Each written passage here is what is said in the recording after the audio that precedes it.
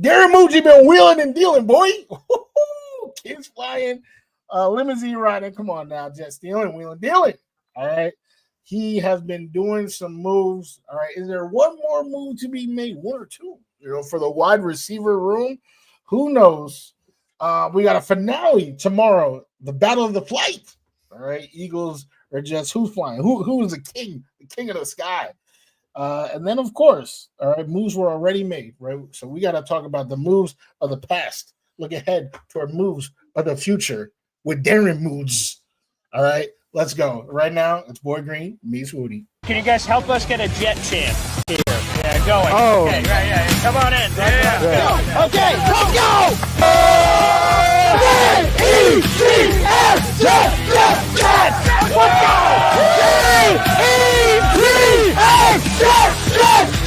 Let's go! There you go, Woody! Third Party Thursday. Chris joining us here on the program with a capital P here on the program. Jake Asman, come on down. How you doing, good sir? Wow, what an intro. I mean, Boy Green is known for having the intro, but Woody, that was unreal, man. Thanks for the kind words, son. We are men of many names. My favorite Austrian Jets fan right there, baby. Boy Green meets Wudi.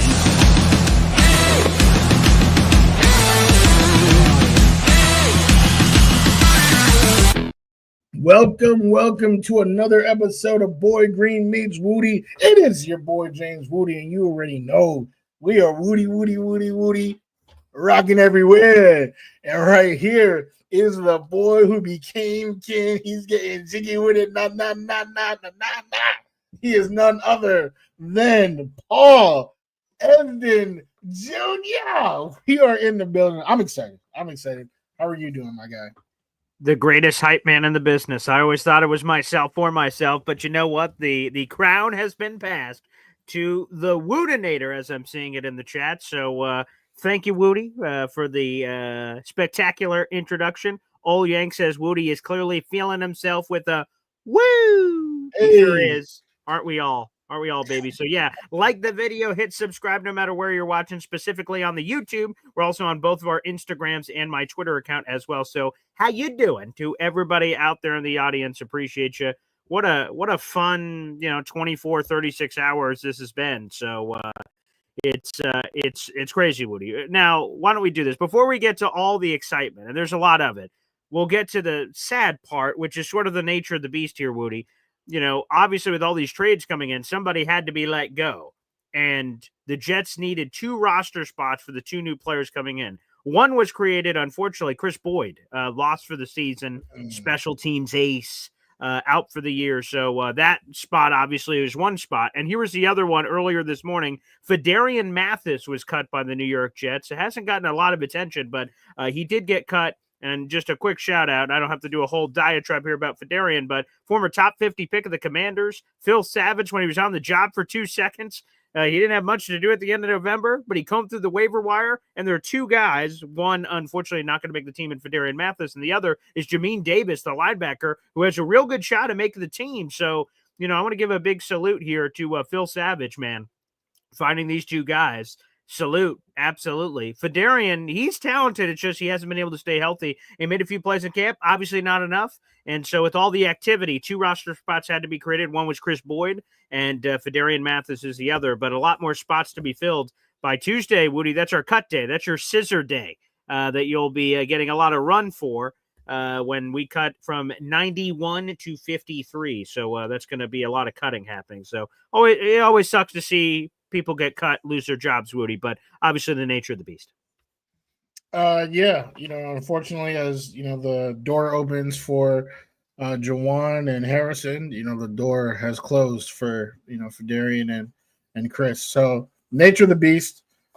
Wish them the best moving forward, and you already know we wishing Jawan and Harrison the best moving forward with the New York Jets.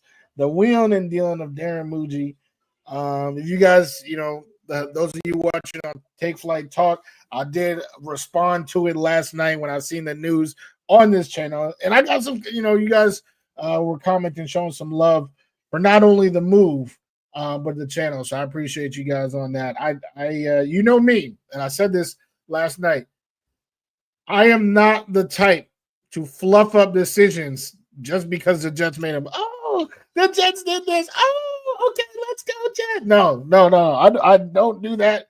All right. If I disagree or if I think something is dumb, I say it time and time again.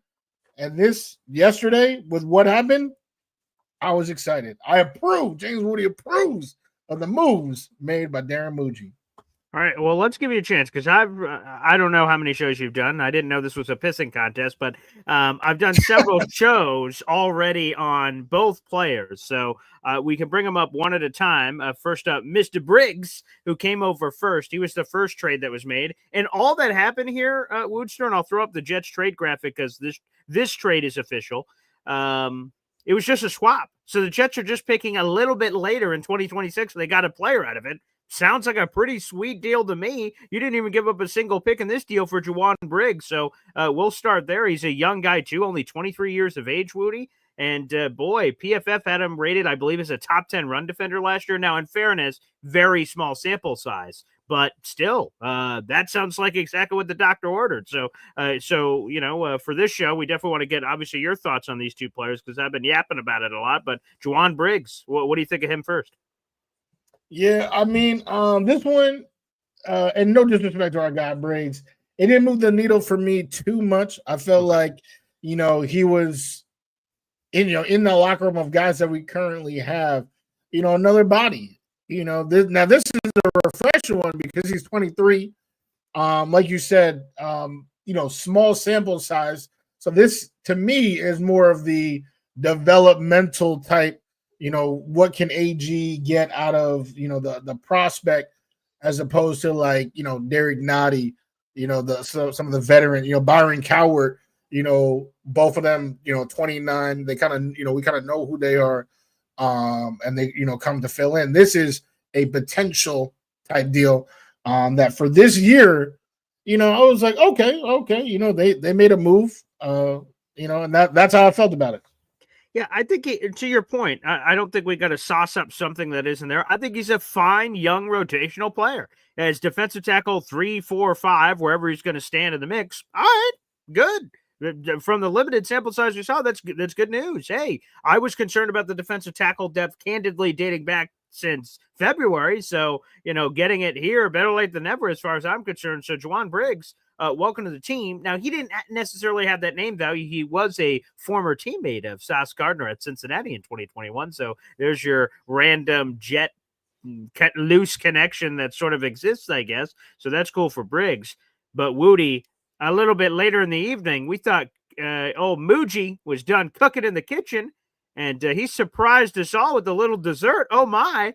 And boy, it might as well be called the entree, not because he's a fat guy, although, different strokes, different folks.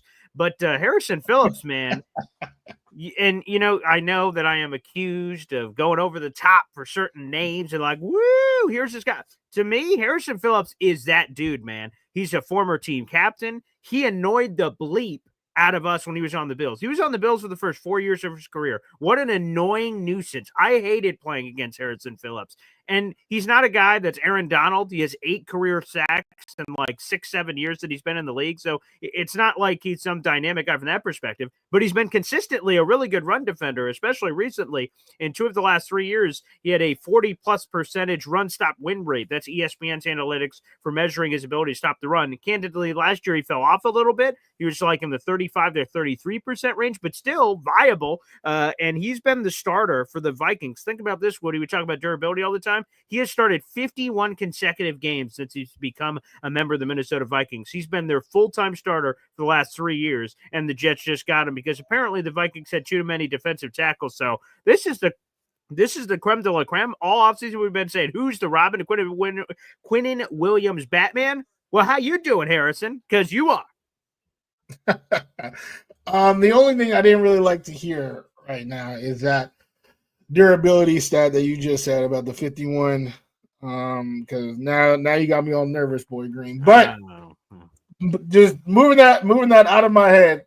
This is the reason why you guys saw a video from me last night, because finally, the Jets have added a defensive tackle next to Quinnen Williams. Boy Green just said that he was worried about this position since February. Guess what? So was I. We were talking Mason Graham, right? While, the Warren Warriors were out there, and, we talked about offensive tackle. We talked about Tet, right? Mason Graham was really, the consensus at one point. And for them to go through that whole draft, not even pick anybody up, like not even say, oh, let's take a chance on him in the 6th round, 7th round, and then sign guys who, apart from Nadi, we're talking about, what could be. This now we finally have somebody what is, and this is what he is. He is a starting tackle in this league, a run stopper in this league. Okay, so people who want to hate, I did see somebody say something, some hate in the comments. I can't remember who it was or what it was, but there's no reason to hate this. There's absolutely no reason. And let me tell you, if you did or if you do hate it, whoever wrote that comment, I mean, the Vikings are covering half his contract. We're talking about $3 million for a starting caliber tackle. You cannot beat that. You cannot beat that. This is a fantastic move financially and schematically. It's going to pay. The dividends are going to be off the charts. So I really think this was a really great move. I think, Boy Green, maybe you hyped up our guy a little bit, but he's a fantastic player. Like I said, a great Robin to Quinnen's Batman. I mean, like if Jermaine is Jermaine, and now we talking about Will, we talking about Quinnen, and now we talking about Harrison. Like, come on now, and we paying this man $3 million this year. I mean, that's a Darren Mucci masterclass. And let me just say this: I was cool. So the initial report, right? Jets trade for Harrison Phillips. And I'm like, okay, let me look up a key I already knew of him. I remembered him in Buffalo. I knew he was in Minnesota. So I knew a bunch of the basic details, but I'm like, oh, what's his contract? I thought he got an extension recently. Oh, he did. 2 years, $15 million. Before I heard another word, I'm like, great, I'll take that deal. No problem. You want us to pay that? Fine. Then I hear the Vikings are paying half the salary. I'm like, oh my, okay. If you want to do that, I didn't ask, but okay. Sounds good to me. That's, to me, the thing that was really like a cherry on top, over the top exciting was like the money. And it also goes to show why you save your shekels in the bank, Wudi, because, the Jets had, they've been like borderline top 10 in cap space like the last month and a half, 2 months or something, like since they made the decision of CJ Mosley and Aaron Rodgers would be post-June 1 cut designations. What that means is that both of those massive cap hits would be split up over 2 years. Now, we could talk about later whether or not that was a good decision or bad decision, but the decision happened, which means the Jets were going to get a surge of cap space on June 2nd. Now, obviously, there's not a lot of things available on June 2nd to use a bundle of money on, so the Jets have been sort of sitting on the pile of cash. I'm like, what's the plan here? What are they saving this for? Well, I guess this sort of day where Harrison Phillips' opportunity presents itself, and the Jets are in the unique position where they could take, in this case, half, but even they could have taken the full thing potentially with the contract to make it work. So, man, this was exciting. Here's a trivia question. Well, you may already know this. You may have seen me say this on another show. Do you know how many defensive tackles? Were drafted in April? Do you know? Oh, damn. I have no idea. What? Okay. Yeah, okay. Well, it just came up with the Jets, and here's why. So 30 defensive tackles were drafted in April. That was the most since 1994 when we instituted the 7-round draft. Basically, what that fancy stat just says is the defensive tackle class was really strong and really deep. It was supposed to be a really good unit. The Jets, what was it again? How many did they draft? None. 0. Zip and pip. And a lot of us were like, what the hell? Not even one? And then, like, after the draft, Darren Mucci had some very weird answers like, well, I know there was a lot. You just said 30, but, when you go through our process, you cut down the numbers and a kerfluffle and a blah, blah, blah, and we didn't do it. And reporters were like, oh, okay. Wait, what? Like, he didn't really give a real good reason why they didn't, which seemed odd. But credit the New York gosh darn Jets for this. To be able to pivot. People don't like admitting mistakes in their normal lives, let alone football. The Jets thought they were good enough, apparently, at defensive tackle. They came to a realization during training camp, I don't think we're good at defensive tackle. We need to do something. This isn't good enough. And credit them for being aggressive and getting it done. I think Jawan Briggs is going to be a fine rotational defensive tackle. He'll be defensive tackle 3, 4, 5, somewhere in that group. He's making the team. And I think Harrison Phillips is your brand new starter right next to Quentin Williams. He's going to be playing a lot of snaps. I think this is terrific. And according to Snowball Wudi, he called my morning show this morning. He was at the final training camp public practice yesterday. And I said, hey, if you got time, and I didn't know if he was going to follow through on it, call into the show and share your observations because we don't get to see unless we're at camp. And he said Jermaine Johnson looks like he never left. Like he looks better, bigger, faster, stronger. And he was participating in team reps. And apparently on a couple of the team drills at the end, he had multiple strip sacks. So we think our offensive line is halfway decent. So, man, that sounds terrific on Jermaine Johnson. So that's really exciting. So that's what I would say is that the Jets pivoted. They thought this. They're like, we're good at defensive tackle. And obviously they weren't. And they made that correction. I wish they would have made the correction, quite frankly, bluntly, a couple months earlier. But better late than never. I'll take it 2 weeks before the season. And that's how you truly know. Like if there's a lot of things, you could think, how, you can listen to this person, that person. If Boy Green and James Wudi are in lockstep on something, it's a good move. It's a good move. Because I completely agree. Would I have done this months or would I have addressed this position in April? Yes. All right. A few months ago. Yes. Literally any time this year. Yes. Okay. But the fact that they thought one way and pivoted and said, okay, I don't know what we were thinking. We bugging and got these two guys in, that deserves to be commended because, and I hate criticizing the previous regime just for the sake of criticizing, but that was one of their biggest problems. Was that they would make no move. They would be like, nah, don't worry, it's gonna work out. It's gonna work out. There was no adjustment. I know all of us were sick when Aaron Rodgers tore his Achilles, and we already knew that this dude wasn't the guy. That's why we got Aaron Rodgers. Aaron Rodgers goes down, and now they're trying to convince us that he's the guy. They didn't try to go out and get somebody. So just craziness like that has been eradicated from this regime, and that helps me sleep better at night. I mean, this regime, I feel like they've been cooking, these last couple of months. Like I said, I have not been a fan of all their decisions. I highly and intensely criticized the not drafting a tackle, but this is a nice way for them to apologize to me. That's how I took it. That they apologized. I'm sorry, James Wudi. I'm sorry, Boy Green. We lost our cool. We didn't know what was going on. Now we know. And you know what, Darren Muji? I accept your apology. I do too. I accept the apology now that there's something else behind it. Like I look over his shoulder as I'm shaking his hand or slapping for the slap and dap, and I'm doing one of these. Pah, pah, and I'm like looking over his shoulder. Oh, Harrison Phillips. Okay, he's walking through the building. Okay, yeah, Muji. We cool. And we cool. So hell yeah. But Woody talked about it. You hinted at it in the cold open. There may be more moves to make. So 2 things here. Let's do a quick double dip, if we may, on what's going on here. And it's twofold here that I want to get here. First off, I believe I've got this here from Diana Rossini, NFL, or not NFL Network, excuse me, The Athletic.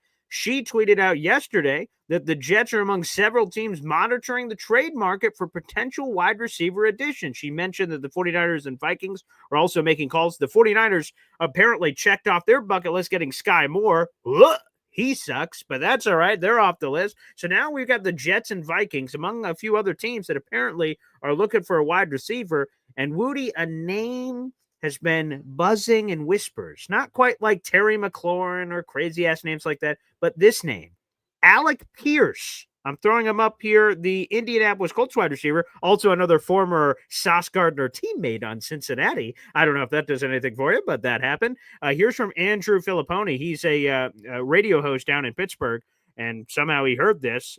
Colts wide receiver Alec Pierce is on the block. He's in the final year of his contract, led the NFL in yards per catch, had 8 touchdowns this past season, and he advocated for the Steelers to make this call. He would be a legitimate number 2, and he threw out a Steelers package he would throw.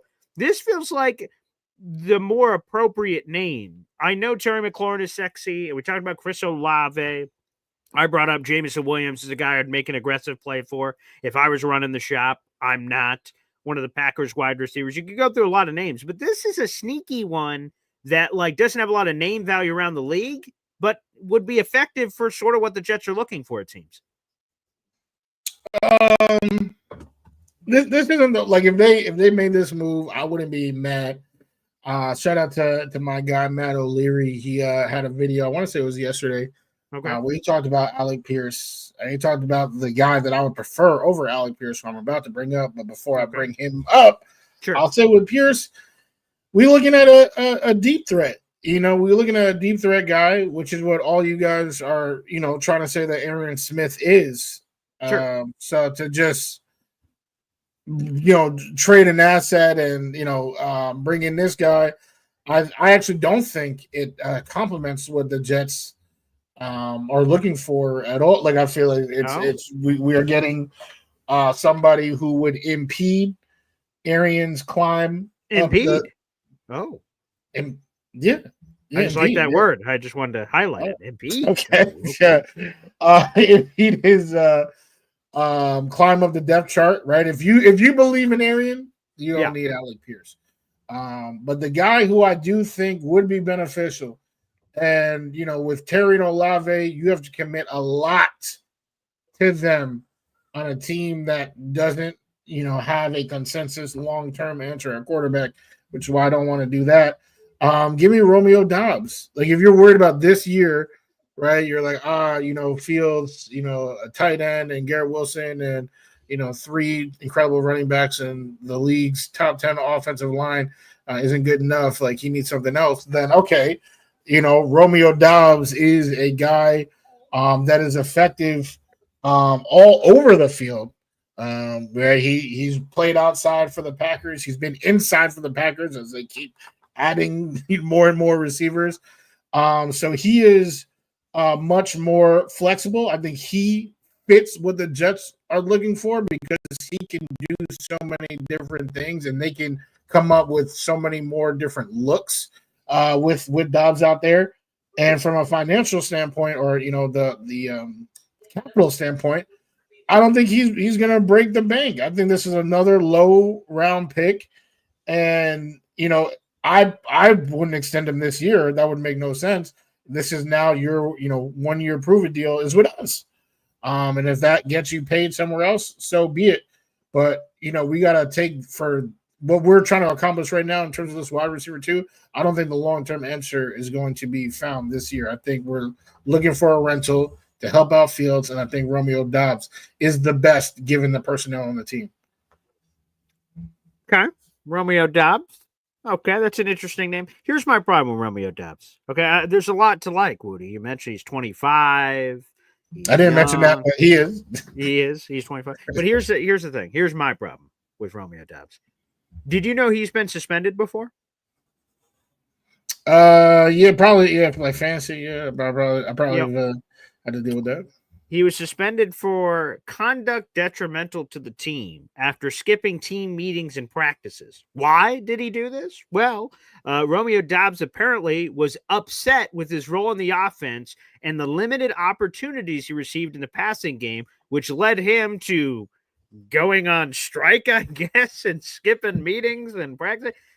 That kind of energy. We're trying to build a foundation here. And if you get a questionable brick on the house, that as you're stacking these bricks, you're like, whoa, this brick's a little shaky. I'm sure it'll be fine. And you keep stacking to build in your house, that bad brick could come back to bite you in the keister. So that's the part that kind of scares me about a Romeo Doubs. If he was complaining in Jordan Love, Matt LaFleur passing land over there about not getting enough ops, and he's coming here to Justin Fields Jetsland, who you've been very open about his consistency in throwing a football. Well, that might be a right combination, I think, in a bad way. Yeah. Well, so like what you said, this is not a foundational block. There are no blocks going above this block. A lot of times, and a change of scenery is all what somebody needs. Like for example, our guy, maybe not your guy, but Elijah Moore, right? I got his jersey back there, right? That's unfortunately like one of the jerseys I got back there. Yeah. He said that. Has he been barking ever since? He hasn't been barked, but he hasn't been producing either. I mean, he was. Well, first of all, the Browns, passing game has been horrific. But I mean, but my point is that he has not been barking. The boy has not been barking. You worried about? I'm saying changing scenery. He has been, he's been chill. Romeo Dobbs. I'm not, and hey, like I said, changing scenery is a lot of things. I think he was coming in there. They was telling him, "Oh, Romeo, number one." Now all of a sudden, you got Jaden Reed over there. Now all of a sudden, Christian Watson's healthy. There's a lot of confusion. Sometimes there could be a coach. Sure. Well, Matthew Golden was not there last year. No, so I'm just saying that if he's having problems, and now you've had a first-round receiver for the first time in 25 years. Yes, that's definitely. So that's what I'm saying. So all I'm saying is talent-wise and what we'd have to give up, Dobbs to me makes the most sense. If we talk about, him having beef with Matt LaFleur, sorry. If he's having beef with Matt LaFleur, hey, Matt LaFleur is Matt LaFleur and AG is AG. That's an AG answer for you. All right. That's what it is. Bring him over here and it's all good. Get coached up. And I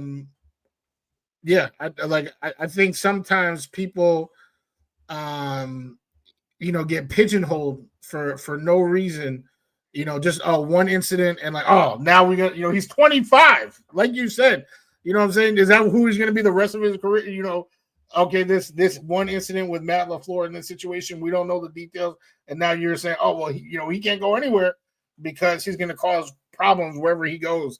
And that's why I bring up Elijah Moore, is that sometimes you're in a specific scenario, you're young, you're feeling some type of way, things happen, and then outside that scenario, different things happen. So I'm not worried about that one bit. But what I am thinking is that a cheap, and once again, I'm not trying to extend any receiver long term that is acquired by a deal. I'll tell you this. You just confirmed something that I know I made the right decision in Boy Green Meets Wudi. You want to know why? Something you just said just made me feel so good. Is if I kill somebody and I need somebody to help me hide a body, Wudi, you're going to help. You're going to be like, hey, everyone makes mistakes. No worries. All right, where are we burying this thing? All right, throw it in the trunk and let's go. Malachi Corley, come on, man. Everyone makes mistakes. Romeo Dobbs, what's the big deal? Come on. We've all said fuck you to our boss before. It's just you know what? I love that about you, Wudi, that you know what? You're my ride or die. We are burying bodies. We're doing whatever it takes for the team. That's so commendable. That's beautiful, actually, because there's so many people in America that's supposed to be all about second chances. There's a lot of people who aren't. Wudi, you're second, third, fourth, fifth, quadruple chance. You're all in, baby. And I love that. That's really cool. I would also say this, sure, should Malachi Corley be stoned to death because he happened to carelessly throw the football behind him before going to the end zone? No. Should Romeo Dobbs, because he started skipping some practices and being an immature 24, 23-year-old, whenever this happened, he's 25 now, should he be stoned to death? No. But I think that stuff's on your resume. And you may say, well, that's not fair. Well, shit, life isn't fair, man. You are responsible for the decisions you make, and those will forever be there. Now, what Romeo can do is, if that's one bad brick and one bad situation, stack other good bricks. Hey, I've got one shitty brick, but look, there's 15 good bricks right here. Huh? Now, you don't have to forget the thing I did, but I did a lot of other really good things to show you that I'm not that guy. And that's what would be the ownership for Corley, Romeo Dobbs, Elijah Moore, even all those guys. That's how I would handle it if I was in Elijah Moore's position, or Romeo Dobbs, or any of these.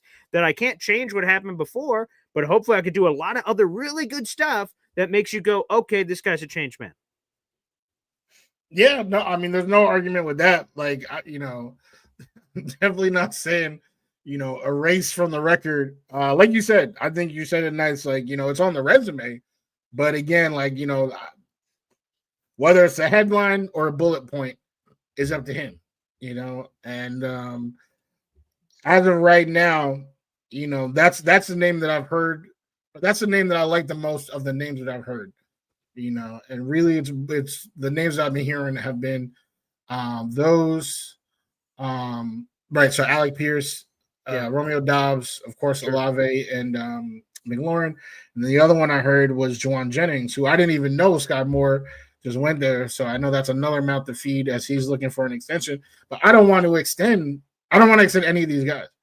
I would prefer to either, draft a receiver, especially with this new regime, the scout-oriented regime.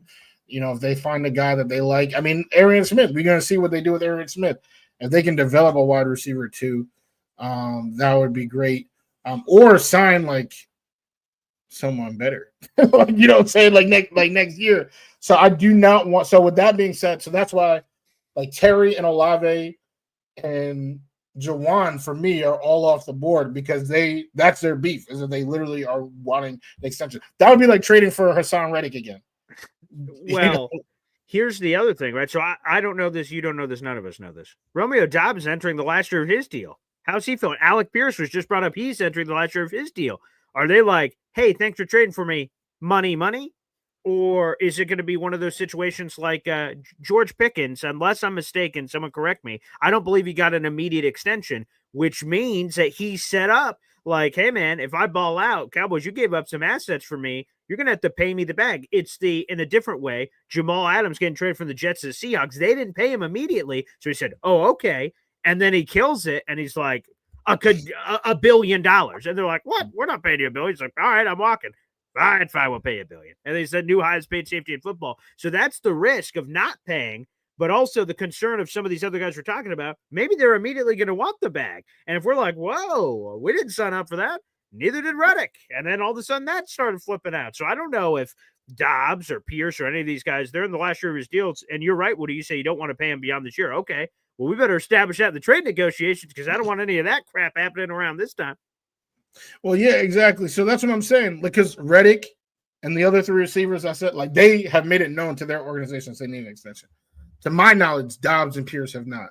And like you said, with Pickens, like that's a common thing is that guys, they're just ready to play out their contracts and they worry about it next year. So if we get someone like that, that's only to our benefit. And like, I highly doubt Dobbs, Pierce, anyone that we put like of that caliber, what kind of season are they going to have that, now we got to break the bank. So I probably wouldn't pay them either way. But even if they did, like are they going to have 1,000 yards? Is Justin Fields about to produce 2 different 1,000-yard receivers? Like, yeah, that's not happening. So like, especially with Mason Taylor in the, so yeah, I'm cool with Dobbs. If there's another name of that caliber, we can talk about that as well. But definitely not Terry or Olave. And Pierce is fine. But if you're a fan of Arian Smith, I like Arian Smith. I think that's an Arian Smith depleter. If we're being honest, anyone that comes in is going to be like if we bring in Jamison Williams, that's my dream target. How is that? That's depleting Arian. Chris Olave is depleting Arian. Terry McLaurin's depleting Arian. Any of those guys, because naturally, just sort of like Harrison Phillips coming in, every other defensive tackle on the roster went at least one rung lower, if not completely kicked off the roster. So I think a lot of the receivers the Jets would even consider outside of like an inconsequential 5th or 6th guy. And then at that point, why are you even making the deal? If you're asking yourself, who's better, Tyler Johnson, this random person we're talking about, then maybe you shouldn't make the deal. It should be if you think that guy can really make an impact in some way and give you a little bit more reliability there, the wide receiver 2 conversation. So I think really no matter who you bring in, quite frankly, with all due respect to Arian, it's probably a hit to Arian and whatever he's going to bring to the team. Well, if you get like a possession guy, because Arian has a specific skill set, he's a deep threat. That's what I'm saying. Like, it doesn't. I don't think that is how that works. I think you get a possession guy, you can still get Arian Smith on the field with Garrett and a possession receiver. But if you have just deep threats, then like if we had Hollywood Brown, then I'm like, damn, I think that does move Arian, because you got receivers with different skill sets. Well, let's ask this: how many receivers do you think are making the roster next week? Six, seven. Okay, somewhere in that range, right? Yeah. Okay, so for folks who don't know, there is a 53-man roster, which is the active roster. That's the roster you get. But on game days, you get 48. So 5 players are inactive, which means you don't get the full squad, which means the Jets have to make business decisions at positions like wide receiver, which we saw with Corley. And like a few times, he was a healthy scratch. Went, yeah, you'll be inactive this week. Yeah, you'll be inactive this week. If you add another guy, regardless of possession, deep threat, this or that, Garrett Wilson, Josh Reynolds, this new guy, and you start going through the numbers, all of a sudden that's why I'm saying I get what you're saying with stylistically. Arian Smith can do this guy can do this. They're different. But there's only so many receivers you're going to make active game day players. If that guy comes in, that could be a depleter because Arian might not get on the field in that case. That's true. All right, and let's end here, Woody. Let's end here. Let's do one more here. We got the preseason game tomorrow. It's a preseason finale. It's New York Jets. It's Philadelphia Eagles. So let's wrap up there. It looks like most of, as we found out in a wave of different ways on Tuesday, that most of the starters are not going to play in this game. What do you want to see? What are you hoping to get out of this game? Jets Eagles preseason finale, the final game before we're talking Jets Steelers. Definitely want to see. I feel like this goes back to the first game. I'm talking about penalties. So I want to see, what's the word? Discipline. Sorry. Yeah. I want to see some discipline out of this team. And then that run game, that's the thing. Like, and I said it with the Saleh era, is like the defensive line, all 4 quarters were menacing. Like, that's how we knew, like, oh, damn, the defensive line is going to be great. It's deep. And it was for those years. I want to see the offensive line, first, second, third, fourth quarter, guys who will not be on the team on Tuesday out here, just creating holes because of the Tanner Engstrand and Aaron Glenn offense. That is what I want to see. And that will give you the most confidence since it's pretty much been decided that this is a, run heavy offense. Fields, we haven't seen him move the ball too much. So, okay, let's see the depth of the most important unit on this team. All right, do you want my thoughts on Jets Eagles? Well, too damn bad you're going to have to wait till tomorrow, baby. The Jets Eagles game day preview show coming up with Bob Lederer tomorrow morning for Boy Green Daily. And immediately after the final whistle, we'll have a post-game show to be myself and Gunny Gumby. He makes his return to the Boy Green YouTube airwaves. He'll be with me breaking down the game. We'll be taking your phone calls tomorrow night, seconds after the final whistle. So looking forward to that. Woody, fun week. This is it for preseason. Next week, Tuesday's roster cuts. And then all of a sudden, before you know it, we're going to be Jets Steelers in full game mode on a week-to-week basis. That is so exciting. We've made it. We have made it, man. All right. All the silence of the summer and all that. We are back now and better than ever, hopefully. Yes, yeah, we will go in the car. I promise. All right. Well, that about wraps it up there. Is it right? Do you want to say something? Here you go. Sure. Here. You want to say bye? Rocking the Jets green. Yeah, there you go. You want to say bye right here? Bye. I love you and thank you for kissing the microphone. So that's blowing kisses. Thanks, honey. Okay, yeah, you can take your Bobo, I guess. You're not supposed to have that, but we'll talk about that later, honey. Anywho, well, everybody, thank you so much for tuning in. We have 400 people in the room. Please make sure you like the video and hit subscribe. That's the way to support the show.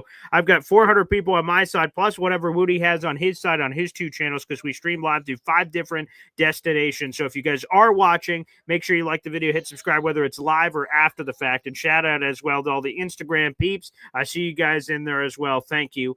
very much for watching the show. Again, we'll have all your pregame game day coverage tomorrow and postgame coverage all day tomorrow here on the Boy Green YouTube channel. And, of course, all kinds of Jets talk happening on Take Flight Talk. Woody, Hey. appreciate you, brother. Yes, sir. Yes, sir. Come on now. It's going to be a great time. Let's go, Jets. There you go.